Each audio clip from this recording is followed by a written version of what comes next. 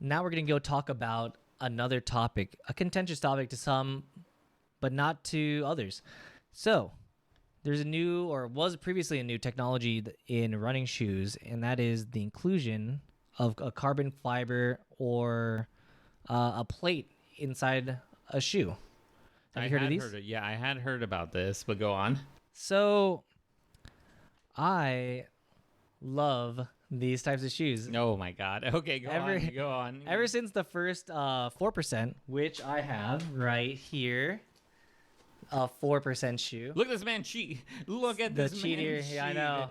Okay. So within this shoe, there's like a carbon fiber plate within it.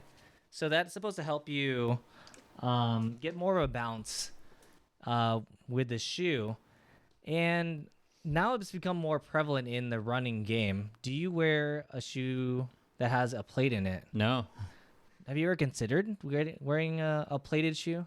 I had considered it, yes, but But like, what's stopping you? Was it the? I think it's just because it's like I've just been running in the same shoes, and then I just get the new model, and they haven't updated the Interesting. models. Oh, what's the shoe? It's the Pegasus. Yeah. That is a solid shoe. Yeah, so that's what I've been running in. So, for me, I think my rationale is that if I'm going to run a race in a plated shoe, my training should also be within with the plated with shoe. a plated yeah, shoe. makes sense. Yeah. Because then your running style definitely changes with a plated versus not plated shoe. Oh, I didn't know that. I actually did not know that. So the way you run it, it has like some people call it like a speed roll. The curve of the shoe helps like with a springy motion almost. Yeah. So And if you're running with a normal shoe, it doesn't have that. yeah, so it's interesting that it's different. I wonder like if so I want to say, because I've gone like shoe recommendations, I've gone to specialty stores where what happens is they put me on a treadmill. They measure how I'm running in a certain type of shoe, and then they suggest what shoe. I wonder if it's different now with these carbon fiber plate. Yeah, with the plated shoes. So it's interesting. So a lot of the conversation is actually about whether the foam is the real helper. So the 4% introduced Foam X, or I think it's Foam X, right? I think you have it. Yeah. Foam X. Okay. Anyways, it introduces a new specialty type specialty of foam. foam. Yeah. But then other people started using like their own specialty foams. And like here's my Endorphin Speeds, which are Saucony shoes, and these ones are like my everyday trainer shoes. Yeah. And they're definitely not as light or like as powerful, or like not powerful, but like light. Not durable. They're more durable for sure.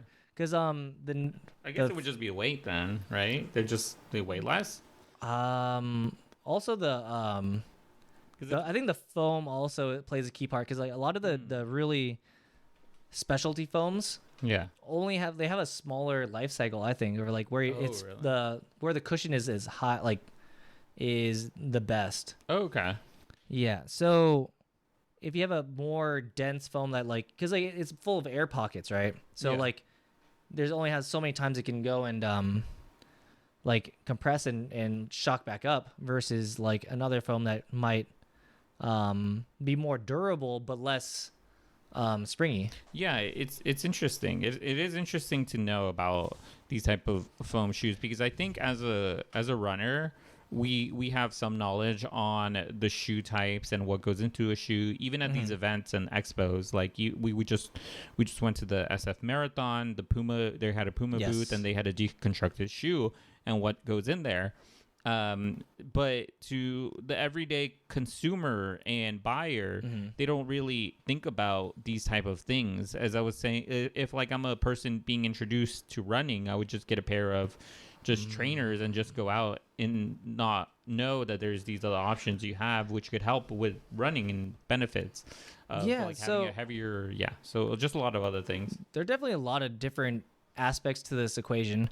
So before I forget, because of this whole trend, they had to define the running associations had to define a like maximum and like limits to how the shoes can be.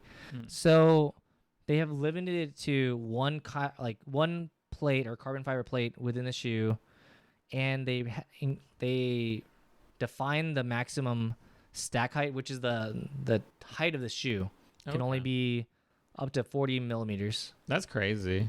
Yeah. So, as you know, the Breaking 2 record. Oh yeah. So he ran in a carbon fiber shoe as well, but his shoe had 3 carbon fiber plates in it Oh, that's and crazy. a higher stack height, I believe, shoe than 40 millimeters. So I want you to explain to the listener too, what is breaking two? I know what it is, but okay, so for those of you who don't know, Breaking 2 is there's a hard barrier at 2 hours for a marathon. So marathon is 26.2 miles. The barrier has been I think 2 hours and 5 minutes, 2 hours, very close to 2 hours yeah. and below, but never actually getting below. So Kipchoge, the Nike sponsored athlete, they did he trained up for it, but also they did everything they could possibly do to have him break the record. So they had pacers for him. They had people running in front of him, Yeah. blocking the air, so he's more air efficient. And these so-called super shoes.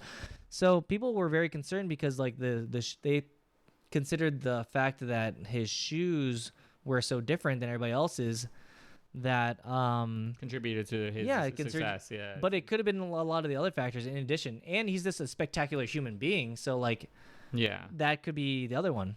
It was crazy. It was crazy on the breaking two. Yeah, he was the first person to successfully break two with the almost perfect conditions. Yes. So that's an unofficial record. Yes, unofficial. It's an unofficial record. But this set off a so-called arms race of shoes because athletes that didn't have the Nike shoes felt that they were at a disadvantage. And Nike was able to not give better sponsorship because they knew that they had the best shoes.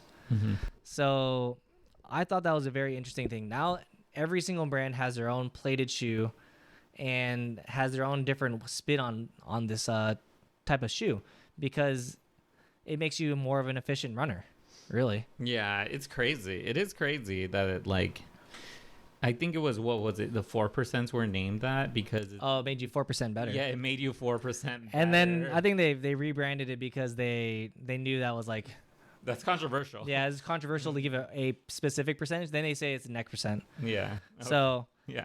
which I don't have the most latest one, but I have basically the second generation of that shoe, the 4%, Yeah. right here as well. I ran the SF Marathon in that. Let me tell you that every shoe that Jason has put on here is over $150. No. Or 120 at least. Okay. Yeah, yes, there you go. How They're very dare expensive you? shoes. They are very expensive shoes. But, But they make you 4% faster. And that is not true. Actually, they at least not to that. they make make you significant. faster. Okay, I think it make an average runner better.